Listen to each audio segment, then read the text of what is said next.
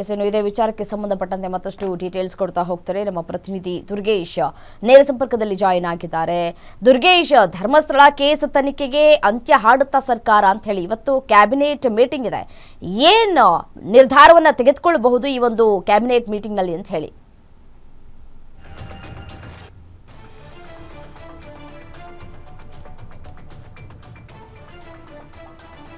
S Ramya, ರಾಜ್ಯದಲ್ಲಿ ಸಾಕಷ್ಟು ಕುತೂಹಲ ಮೂಡಿಸಿದಂತ ಧರ್ಮಸ್ಥಳ ಕೇಸ್ಗೆ ಇವತ್ತು ಏನೋ ಅಂತ್ಯ ಆಗತ್ತಾ ಅನ್ನೋದು ಒಂದು ಜೊತೆ ಚರ್ಚೆ ಆಗ್ತಾ ಇದ್ರೆ. ಪ್ರಮುಖವಾಗಿ ಏನು ಕಳೆದ 3-4 ತಿಂಗಳಿಂದ ಈ ಒಂದು ಶೋಧ ಕಾರ್ಯ ನಡೀತಾ ಇತ್ತು. ಜುಲೈನಲ್ಲಿ ಆದೇಶವನ್ನು ಸರ್ಕಾರ ಹೊರಡಿಸಿದ್ರು ಕೂಡ ಪ್ರಮುಖವಾಗಿ ಈ ಅನಾಮಿಕ ವ್ಯಕ್ತಿ ಚಿನ್ನಯ್ಯ ನೀಡಿದಂತ ಆರೋಪಗಳ ಆಧಾರದ ಮೇಲೆ ಯಾವ ರೀತಿ ತನಿಖೆಯನ್ನ ಮಾಡಿದಂತ SIT ಜೊತೆಗೆ ಯಾವ ರೀತಿ ಈ ಪ್ರಕರಣದಲ್ಲಿ ಯಾರೆಲ್ಲ ಇನ್ವಾಲ್ವ್ ಆಗಿದ್ದಾರೆ ಒಂದು ಅವರು ತನಿಖೆ ಒಳಪಡಿಸಿದ್ರು.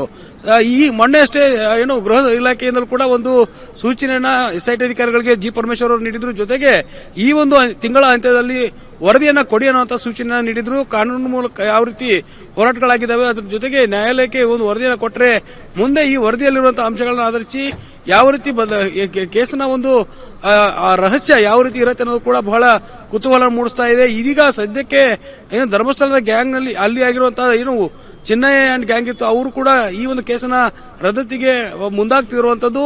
ಜೊತೆಗೆ ಇವತ್ತು ಕ್ಯಾಬಿನೆಟ್ ನಲ್ಲಿ ಈ ಒಂದು ವಿಚಾರ ಬಹಳ ಚರ್ಚೆ ಆಗುವಂತದ್ದು. ಯಾಕಂತಂದ್ರೆ ಧರ್ಮಸ್ಥಳದ ವಿಚಾರವಾಗಿ ಈಗಾಗಲೇ ಎಲ್ಲ ರೀತಿಯ ತನಿಖೆಗಳನ್ನ SIT ಅಧಿಕಾರಿಗಳು ನಡೆಸಿರೋದ್ರಿಂದ ಇವತ್ತು ಸಚಿವ ಸಂಪುಟ ಸಭೆಯಲ್ಲಿ ಮಹತ್ವದ ಚರ್ಚೆ ಆಗುತ್ತೆ. ಈ ಒಂದು ರಿಪೋರ್ಟ್ ಅನ್ನ ಪಡೆದ ಬಳಿಕ ಯಾವ ರೀತಿ ನಿರ್ಧಾರಗಳಾಗ್ತವೆ. ಜೊತೆಗೆ ಈ ಒಂದು ಸಚಿವ ಸಂಪುಟ ಸಭೆಯಲ್ಲಿ ಸಾಕಷ್ಟು ಕಳೆದ 3-4 ಸಭೆಗಳು ಕೂಡ ಧರ್ಮಸ್ಥಳದ ವಿಚಾರ ಸಾಕಷ್ಟು ಚರ್ಚೆ ಆಗಿತ್ತು.